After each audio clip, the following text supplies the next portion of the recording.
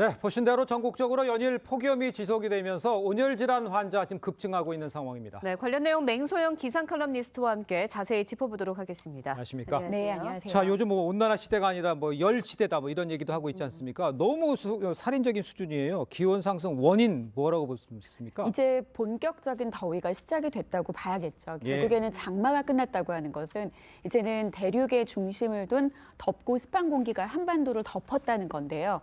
올해에는 좀 다른 점이 대기 중하층에는 이렇게 해양의 중심을 둔 덥고 습한 공기가 지배하고 있는데 티베트에서 발달한 고온 건조한 공기가 대기 상층까지 뒤덮으면서 마치 한반도가 거대한 열돔, 열지붕에 갇혀서 열기가 빠져나가지 않으면서 더위가 이어지고 있다는 게 최근 높아지고 있는 그런 폭염의 특징이라고 보시면 되겠습니다. 네. 그런데 어제만 봐도 낮에는 폭염특보가 내려졌고 저녁에는 폭염호우주의보가 또 내려졌거든요. 그렇다 보니까 하루 사이에 폭염이 있다가 폭우가 같이 번갈아가면서 나오는 현상이 일어나고 있는데 왜 그러는 건가요? 앞서 말씀드린 것처럼 대기 하층부터 상층까지 더운 공기가 지배를 하고 있는데 이 고기압성 그 공기의 성격을 가지고 있습니다.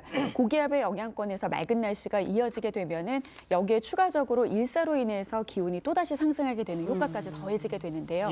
이렇게 되면은 보통 최근 들어서 대기 불안정이라는 이야기를 굉장히 많이 들으셨을 겁니다. 보통 이 공기는 수평적으로 이동을 하게 되면은 큰 문제가 없는데 이 대기 불안정이라고 하는 거는 결국에는 수직적으로 공기가 상하 교환을 한다는 거거든요.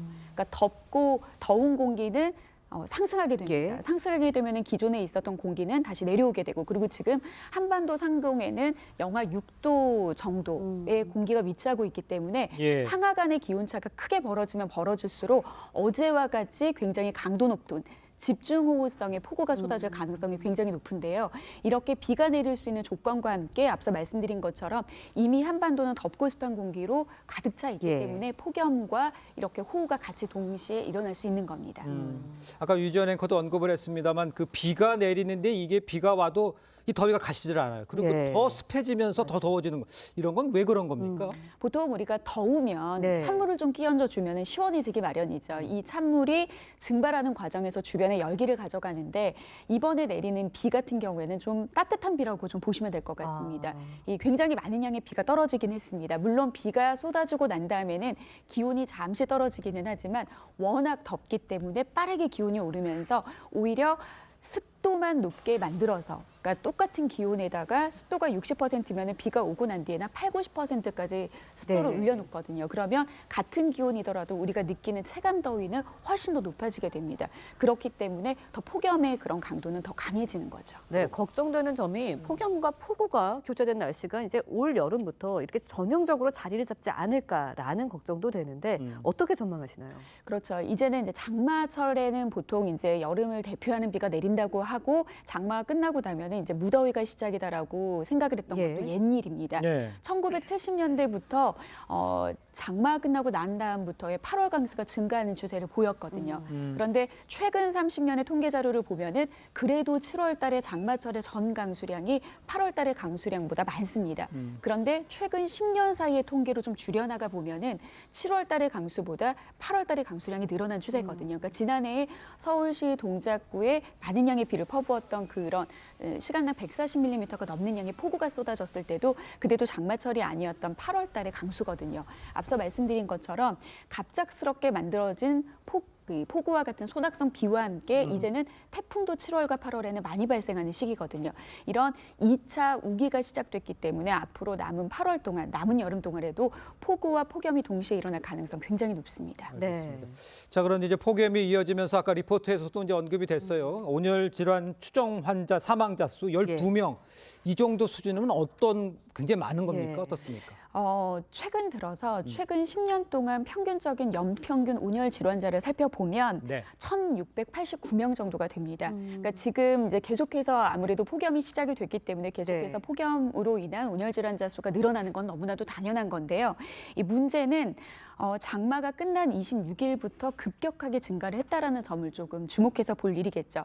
그러니까 물론 이제 폭염 같은 경우에는 얼마나 더위가 이어지느냐, 얼마나 극심한 폭염이 이어지느냐도 중요하지만 네. 얼마나 연속적으로 폭염이 이어지느냐가 굉장히 중요한데요. 아. 지금 계속해서 연속적으로 폭염이 이어지고 있는 부분이 좀 주목될 부분이고 연속 폭염일 경우에는 폭염이 하루씩 증가할 때마다 이 폭염으로 발생하는 그런 사고 건수가 148.3건이 늘어나고요. 그리고 사망 사건이 1.58건이 늘어난다라는 통계 결과가 있습니다.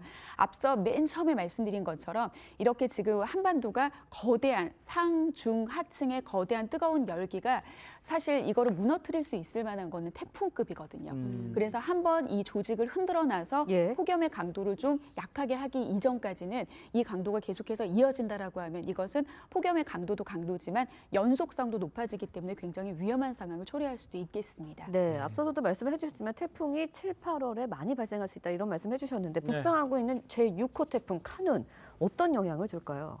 일단 우리나라의 경로로 틀지는 않습니다. 아, 우리나라에 그렇습니까? 직접적인 영향을 주지는 않습니다만 이 태풍이 중국 쪽으로 향한다는 것은 물론 예. 이제 시기별로 태풍이 우리나라를 향하고 중국을 향하고 혹은 일본 쪽을 향하는 거는 시기적으로 좀 다른데 보통 7월과 8월 달에 발생하는 태풍 같은 예. 경우에는 우리나라 서해상 혹은 내륙을 관통하는 경우가 굉장히 많은데요. 워낙 우리나라를 지배하고 있는 북태평양 고기압, 덥고 습한 공기의 세력이 너무나도 강하기 때문에 이 태풍이 비껴가는 거거든요. 아, 예. 그래서 워낙 매우 강한 세력을 유지한 채 상해 부근에 이제 도달할 것으로 예상이 되는데 그 시기는 한 8월 3일 이후가 될 것으로 보입니다. 그래서 태풍으로 인한 직접적인 영향은 없습니다만 이 태풍은 열대 해상에서 발달한 굉장히 거대한 열과 수증기로 구성되어 있는 예. 그런 기상 현상이거든요. 이 태풍이 무너지면서 우리나라의 덥고 습한 공기를 계속해서 더 밀어넣을 가능성이 높기 때문에 예. 이후에 중기 예보의 변동성도 열어놓기는 했지만 앞으로 태풍이 소멸하는 과정 안에서 우리나라가 더 더워질 수 있다라는 변수도 배제하지 못하는 상황입니다. 예. 자, 이제 걱정은 얼마나 네. 더 더울까 이게 걱정이잖아요. 이제 7월이 가장 더운 달이었다 이런 세계 기상기구의 발표도 있었습니다. 8월에는 어떻게 될까요, 그러면? 시기적으로도 8월에 우리나라가 가장 덥습니다. 그리고 보통 더위의 기세가 꺾일 때가 한 8월 중순쯤이 예. 지나야지 더위가 꺾이는 게 일반적인데 지금 지구온난화의 추세로 거의 9월, 10월까지도 늦여름이 이어지는 경우들이 굉장히 많은데요. 특히 올해 같은 경우에는 엘니뇨라는 변수까지 더해지고 있습니다. 예. 물론 뭐 엘니뇨의 영향으로 많은 양의 비가 내리거나 기온이 올라갔다라는 이야기를 하고 있는데 사실상 엘니뇨의 효과가 나타나는 것은 앞으로 10월과 11월이 될 거고요. 지금 기상학자들이 더 우려하고 있는 것은 이 엘니뇨의 효과가 더해지는 극성수기, 극절정기는 내년 여름을 보고 있거든요. 그 말은 즉 계속해서 기온의 상승세로 보여서 올 겨울도 따뜻할 가능성이 굉장히 높기 때문에 기온은 계속해서 오를 가능성이 높다라는 점을 열어두시고 올 여름은 좀 폭염에 대한 대비를 잘 하셔야겠습니다. 알겠습니다. 자, 오늘 말씀 여기까지 듣겠습니다. 고맙습니다. 네, 고맙습니다. 고맙습니다.